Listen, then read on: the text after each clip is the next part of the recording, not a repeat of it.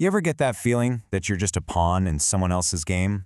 Well, today we're going to pull back the curtain and unmask the invisible puppet master. This is a force that secretly manipulates our relationships, our careers, our own minds, and a lot of the time we don't even know it's happening. So, let's get into it. Just take a second and think about the people around you. Your boss, your friends. You know that one person who's always in the middle of the drama, but somehow never takes the blame? See, most of us, we're busy just trying to play by the rules. But some people, they aren't playing the game at all. They're designing it. This right here, this is the core of Machiavellianism. You've probably heard of the dark triad of personality traits, right? Well, this is the sneakiest one. Think about it. A narcissist, they crave your admiration. A psychopath, they want to see a reaction. But the Machiavellian, they want something far more practical, control. And what's really scary is, they're patient enough to wait for it. So to really get a grip on this modern manipulator, we've got to go back, way back, to the source. Our investigation begins in 16th century Italy. And this is our guy, Niccolo Machiavelli. Now, it's easy to just label him a villain, but that's not the whole story. He was a realist. He saw the world exactly as it was, not as we wish it would be. And in his masterpiece, The Prince, he laid out this timeless and pretty ruthless blueprint for getting power and, more importantly, keeping it. It's a guide that's still being studied today by world leaders and by manipulators.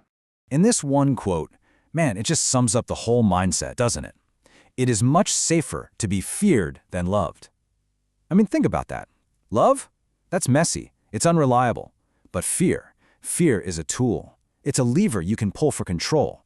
For someone with this worldview, it's got nothing to do with right or wrong. It's all about one thing, what works. And yep, you guessed it, his name is where we get the modern psychological term. So what does it actually mean? Well, clinically, it's someone who's duplicitous, two-faced, in how they deal with people. They have this cynical disregard for morality, for the rules everyone else follows, and they are laser-focused on their own self-interest and personal gain. To them, people aren't, well, people. They're just chess pieces, pawns to be moved around the board, and yeah, even sacrificed, if it means winning the game. Okay, so that's the history. But how do these manipulators operate today? How do they get all this control without anyone ever noticing? Well, they have a very specific set of weapons in their arsenal. Let's break down their tactics. All right, weapon number one, and this one is probably their most powerful, patience. See, most manipulators you run into are impulsive, right? They move too fast, they get greedy, and they give themselves away. But not the Machiavellian, no way. They play the long game. They operate on a totally different timeline, using a method you could call the slow burn. So here's how the slow burn works. Step one, they build what we'll call a trust bank. This takes time. We're talking months, maybe even years. They become your biggest supporter, your best friend, the person you tell all your secrets to. But here's the catch. Every single act of kindness is just a calculated deposit into that bank. They're not actually your friend. They're gathering leverage. Information they can cash in later to control you, or even cut you off from everyone else.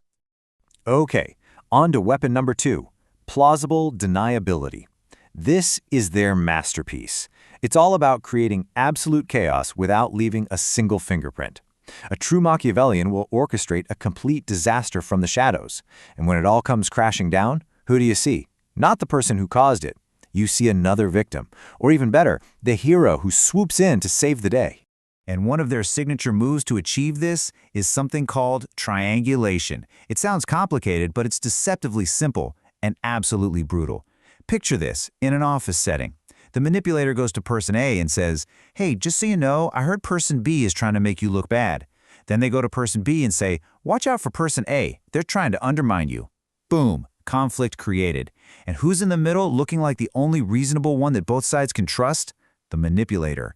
They're the firefighter who secretly started the blaze. You see how this works? They put themselves right in the middle. Suddenly, they are the gatekeeper of all information. They control what you hear about everyone else, and more importantly, what everyone else hears about you. By managing that flow, they literally get to shape the reality of the entire group. Okay, I know this all sounds incredibly intimidating, maybe even a little terrifying. But listen, knowledge is power. It's your best defense. So let's create a defense manual. Let's walk through exactly how to spot the strings. The number one thing you need to look for is what I call the inconsistency gap, okay? This is the huge space between the charming, super helpful person they pretend to be and their actual private, self-serving actions. It's the gap between their words and the real-world results of their influence. Pay attention to that. So here are 3 key tells, a little checklist for you. First, flat empathy. Do their emotions seem kind of fake, almost performative, like they can just switch them on and off like a light, especially when they need something from you? That's a huge one. Second, the information vacuum. Think about it.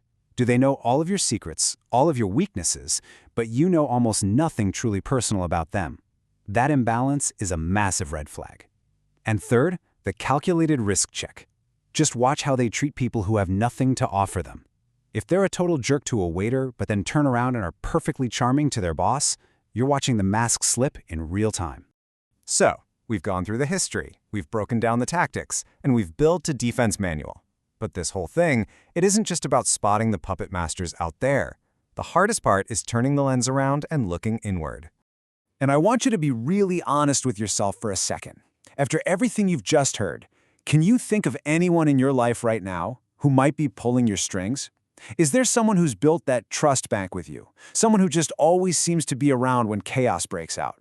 And then, there's the really uncomfortable question. The one we don't want to ask. More importantly, whose strings are you pulling?